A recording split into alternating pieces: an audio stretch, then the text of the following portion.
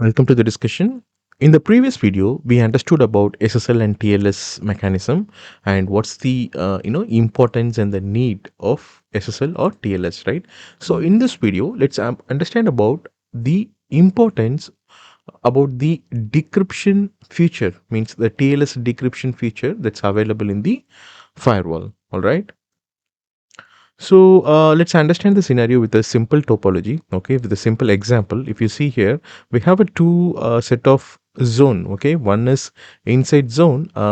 This can be our LAN, okay. This can be our corporate LAN where we'll be having a multiple users, the corporate LAN users, okay. Just for an, our example, I have just taken one user. Just consider that there are multiple users that are connected in the corporate LAN, all right. And the other zone, it is an internet zone. The outside zone is an internet zone, okay. So we have two zones just like this, okay. The user is connected to the firewall and or the internet, there is some web server, okay.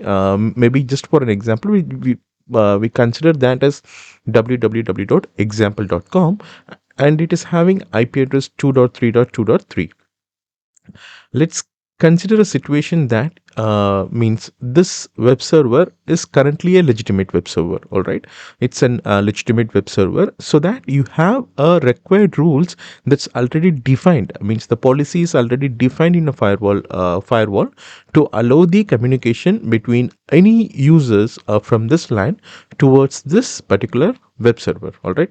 So considering that it's a legitimate, or means you're sure that that's a legitimate web server, and that particular web server is required for your day-to-day operation, okay. But at the same time, it may be hosted in the internet, okay. So that's the reason you have already defined a security policy here in a firewall to allow any transaction that's happening from the users from the internal LAN zone towards this web server, all right.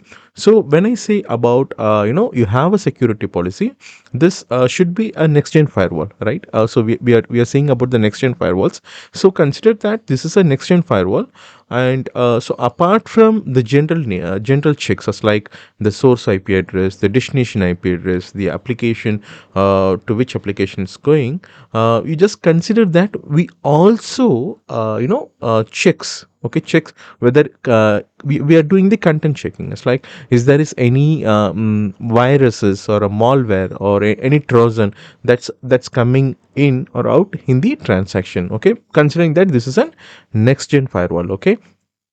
So that you have a security policy defined here in the firewall to allow the transactions between this client towards this web server. And as I said, it's not a simple security policy. You also have a policy to do a content scanning kind of thing, as like to check when there is response from the web server from the internet, you want to check whether is there is any virus that's coming along with this particular request, or is there is any malware, is there is any torsion, okay. Right. Okay, so first let's understand with two examples, as like if in case it is a HTTP and if in case it is an HTTPS, the web server, all right. So how does it work? Okay, so for the very first time, okay, or the very first when the user is trying to connect to the web application, the web server and www.example.com, when he tries to search that domain, the URL in his web server, what happens? First of all, the DNS resolution need to happen, right. You also consider that you have a policy to allow the DNS request. So any request that's coming towards or going towards the DNS server, it is allowed, all right. So first what happened, when this user is searching www.example.com, then there will be a DNS request. It's going to the DNS server, right, to understand what's the IP address of www.example.com. So in that case, this request will be going through firewall because it's already allowed, and it will be going to the DNS. It will be asking who is the example.com. So now example.com means DNS server will answer that. So you want to reach to example.com, right? So the IP address of example.com is 2.3.2.3. Okay, maybe I'll just put example.com. Okay, so it will give the information to the client, all right, the query response. So now it's allowed in firewall. So this response will reaches the client, right? Now client got the actual IP address of the web server, all right? So now the request will be initiated towards this particular web server.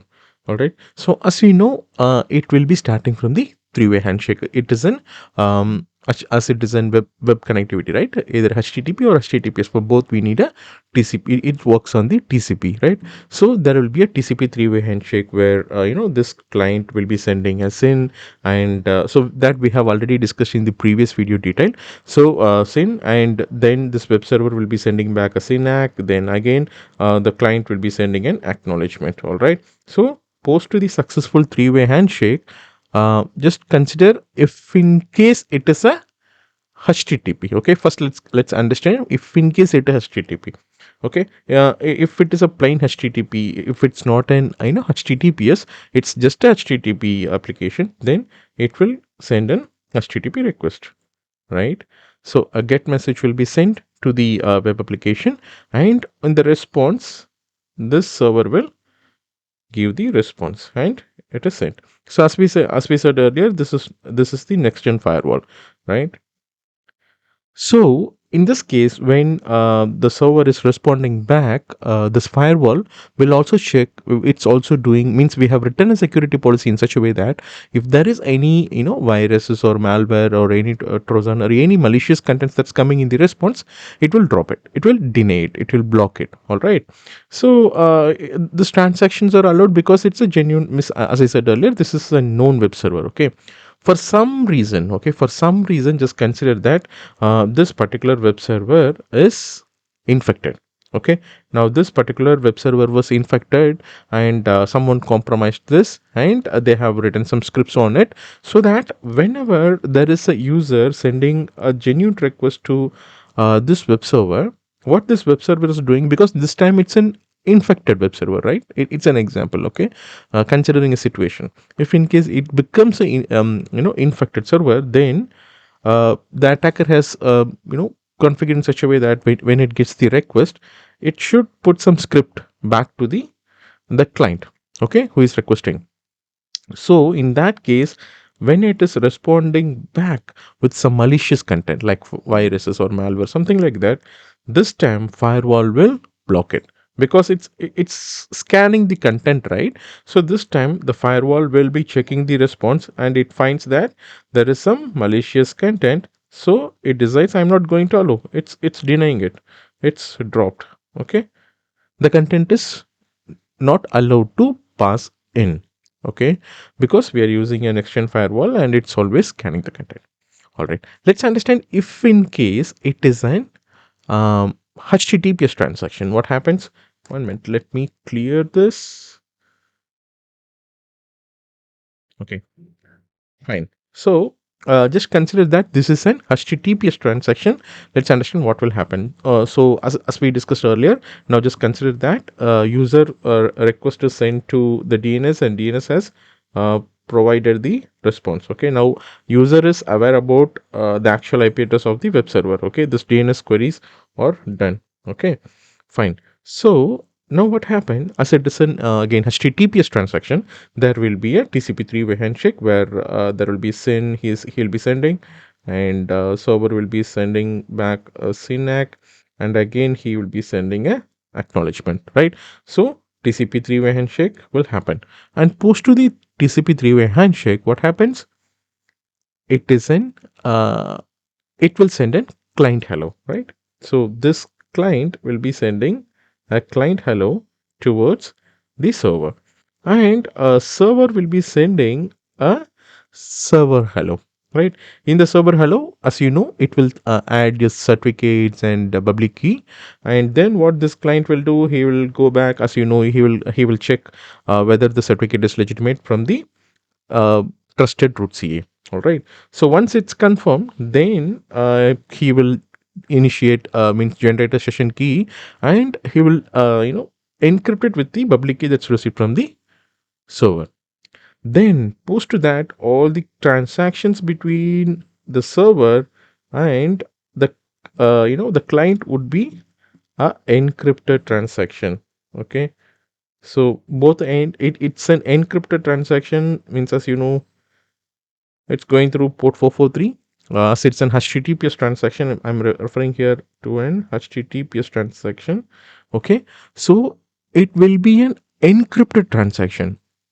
So as it is an encrypted transaction, though firewall is standing as man in the middle, okay, man in the middle device, it cannot, decrypt it.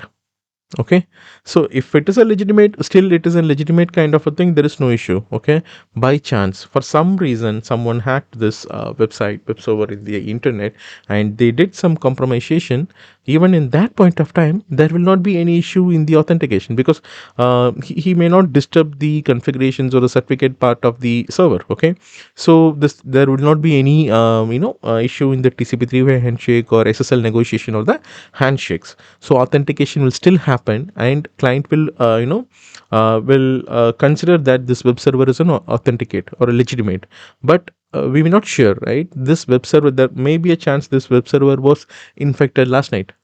Okay, and so what happened once this SSL handshakes are happened, post the SSL handshake, everything is an encrypted transaction. Now just consider if the client is requesting for some data, okay, and if the attacker is configured this web server in such a way to send some malicious script, so the malicious script is sent. Okay, I'll just put, so now this malicious script is sent. Okay, the malicious script is sent in the encrypted format, so firewall cannot detect what's going on there, because it cannot read it, right? And it can go and it can infect this client. Okay, and he can configure in such a way that once this PC is infected, he can make it act as a bot, and with that he can infect all other PCs in the LAN. Okay, so so as it is a HTTPS transaction, this firewall, though it is a next gen firewall and it is configured in such a way to scan for the viruses or a malware or any malicious content, if it is an encrypted channel, if it's an encrypted communication, it cannot scan it. Okay, because it is a kind of a tunnel, right? If the data are going within a tunnel, actually it's not a tunnel, means I'm just giving for an example. Okay, it's going through an encrypted channel, so no one in the middle can decrypt it by default. So in order to overcome this issue, in order to avoid this issue, there is a solution to it, and that's the reason we are the firewalls are proposing the concept of SSL or TLS decryption. Okay, let's understand how that that works in order to avoid this kind of issue by which the malicious contents are transmitted over the encrypted, or the malicious content are encrypted and transmitted over the SSL connection. Okay, let's see how does it work. Okay, all right, so let's understand how that issue can be avoided with the same topology itself. All right, so in the previous when we're discussing about in the previous slide, right, what we have seen, because as it is an end to end, they're using the same certificate, the man in the middle, or so in this case the firewall in the middle, it's unable to decrypt it, right? So there is a concept called SSL decryption or TLS decryption. Let's see how does it work. Okay, so the idea behind this technology or this feature is to the traffic that's come, it's to segregate two different sessions.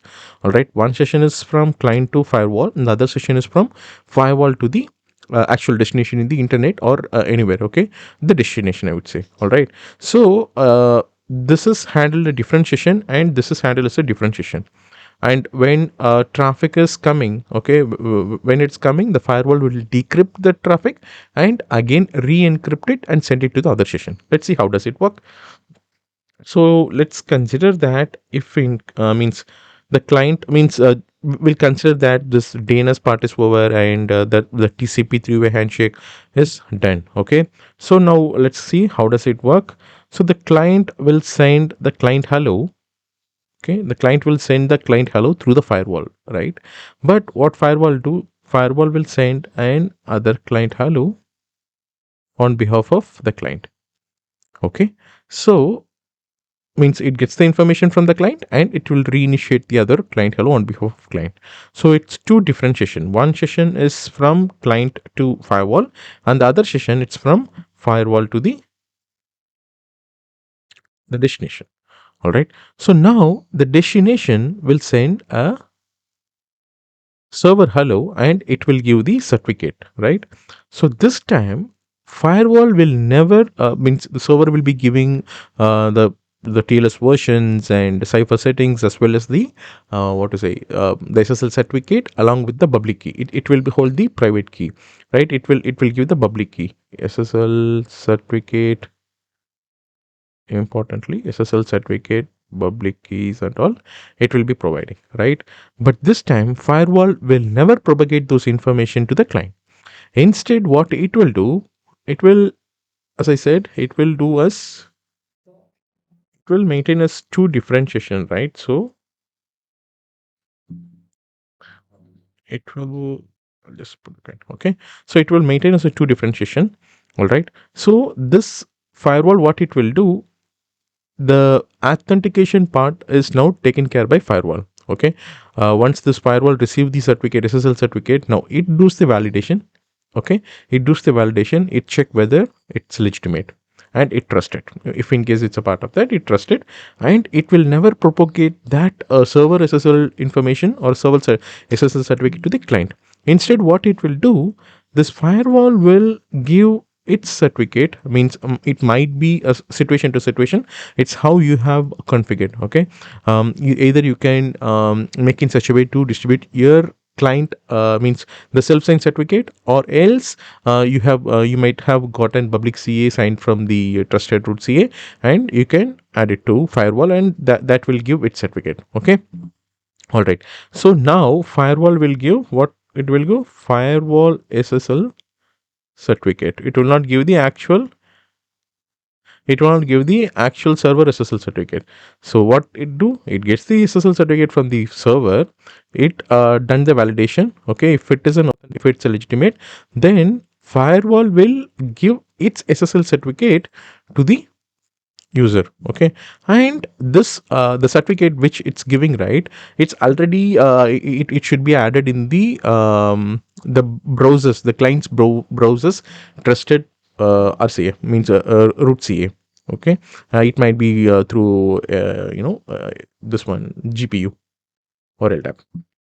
All right, AD.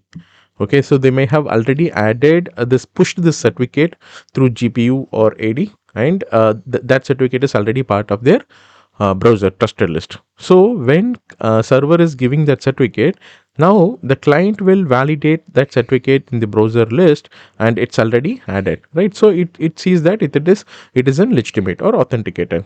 Then the rest things will happen, like the client will initiate the session key, and it will encrypt using the public key that's received from here. Okay, and once it is received, it follows the same, means it will create the session key and it will encrypt it using the public key that's received from here. So basically it's two different session. Okay, so now this is an encrypted channel, the user to firewall is an encrypted communication, and the firewall to the actual backend server is also an encrypted connection. Okay, so once this shares the session key, it again decrypted it, and post to that they use the same session key for the communication. But let's see if it is asking for some content, okay, some content, and this side also this session keys are exchanged and encrypted exchanges are happening. Okay, so when it's asking for some content, that request will reaches firewall, and again the firewall will say request for the same data in a different session with the actual server, right? When this server is responding or giving back that information that's requested from the actual client, now once it's received, what a firewall will do is it will never immediately push the same to the other session. Okay, instead what it will do, it will, once it's received here from the actual destination, it will decrypt the data it will scan it. It will look for any, is there is any malware, virus, or any malicious contents are available. Okay, and if it's clear, okay, if it's not nothing malicious, then only then again it will re-encrypt and transmit to the actual client in the encrypted format only. Okay, so by this way, if you see, both user to the firewall as well as firewall to the actual web server is an encrypted transaction. However, this side it's using firewall to the web server, the destination is using service SSL transaction. This side, the client to firewall, is using firewall certificate for the encrypted transaction. So when the user request for any data, maybe, even though now consider that means earlier it was a legitimate server, somehow someone hacked it now, and it was infected. Okay, it's infected, and hacker has configured in such a way to push a malicious script whenever there is some request. Okay, now as it is a two differentiation, when the user is requesting for something through firewall, firewall will look on it and it will request to the server. And this time, when the malicious content, okay, the infected malicious content are coming, okay, as a request, as a response, okay, as an encrypted format, okay, once it reaches firewall, firewall has the certificate of this one, right? So what it will do, it will decrypt it. It will decrypt it and find if it will decrypt the data and scan for it. If it finds that it is malicious, it will simply drop it and it will not be allowed to pass it, right? So this is the one of the best way to check for the viruses or any malicious content in the encrypted connection or the TLS connection. All right.